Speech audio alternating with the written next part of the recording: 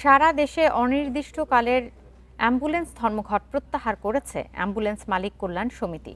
মঙ্গলবার রাতে জরুরি বৈঠক শেষে একথা জানান সংগঠনটির প্রধান উপদেষ্টা গোলাম মোস্তফা ফুয়াদ।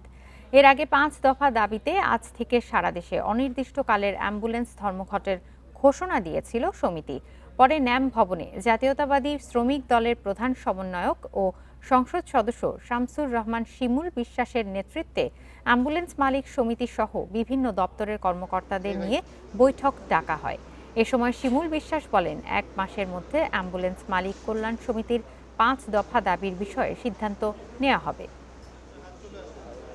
আগামীকালকের ধর্মঘট আমরা প্রত্যাহার করলাম। আমাদেরকে পূর্ব ন্যায় আর ঘুরায়েন না। আমাদেরকে ১ মাসের ভিতরে আমাদের এই ন্যায্য দাবিগুলো আপনারা সুরাহা করে আমাদেরকে বাধিত করবে। ভোট থেকে আহত যে ধর্মঘট সেটা প্রত্যাহার করতেছে।